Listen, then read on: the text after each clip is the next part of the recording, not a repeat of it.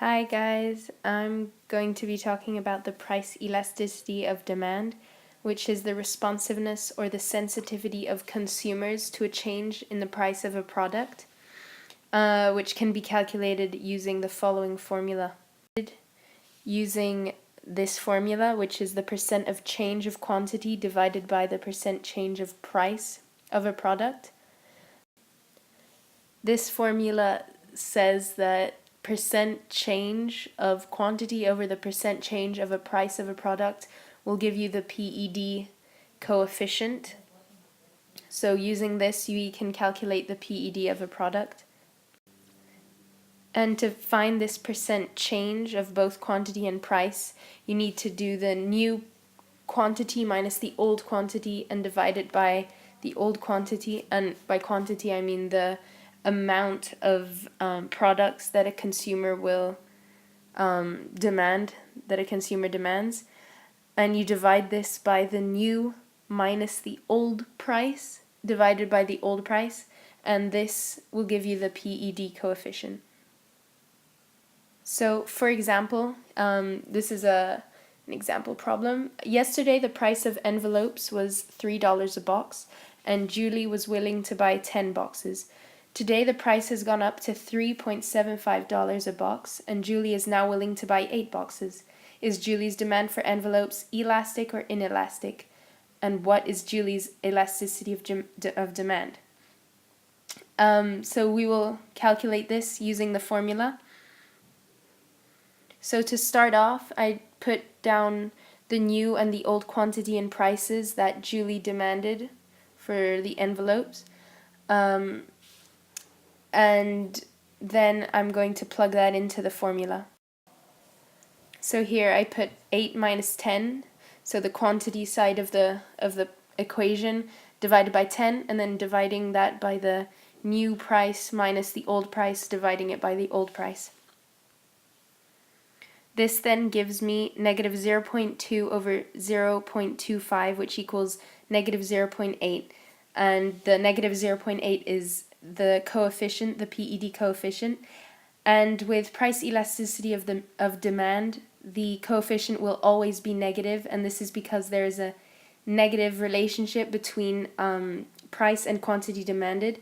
So if the price goes up of a product, demand usually will go down, and vice versa. So if price goes down, demand will usually go up, meaning there will always be a negative coefficient. So what does this negative 0.8 say about Julie's elasticity? And we can look at these 3 different meanings. First of all, we ignore the negative since there's always a negative in the price elasticity of demand.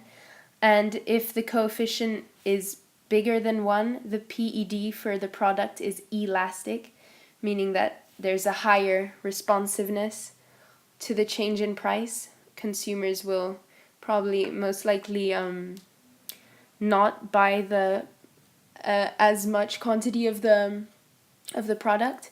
If the PED for a product is less than 1, which is the case of Julie for envelopes, then the demand for envelopes is inelastic, so the change in price didn't affect the quantity she was buying that much. And if the coefficient equals 1, then it is unit elastic. And this means that a particular percent change in the price will result in an identical percent change in the quantity demanded. Another way of looking at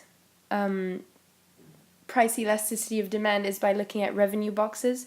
So here I made a graph for the envelopes. Oh, I should write envelopes. Okay. Ooh. And so on the next, so here I drew that the quantity demanded went from 10 to 8, and the price increased from $3 to $3.75.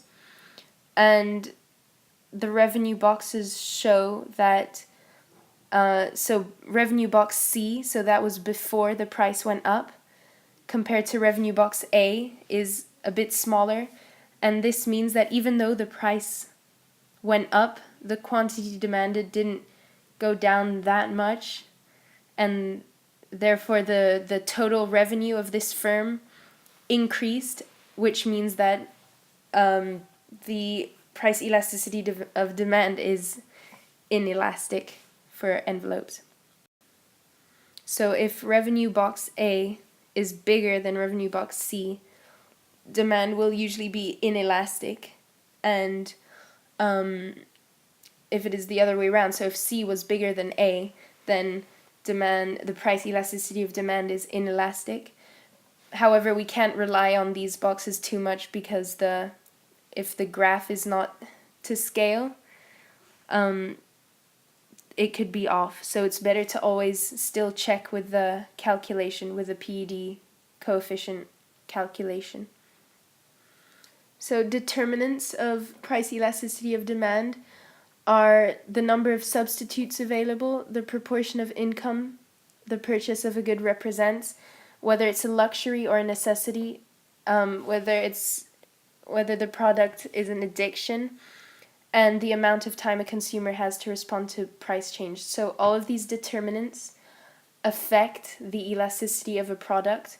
For example, if there are many substitutes available for envelopes, the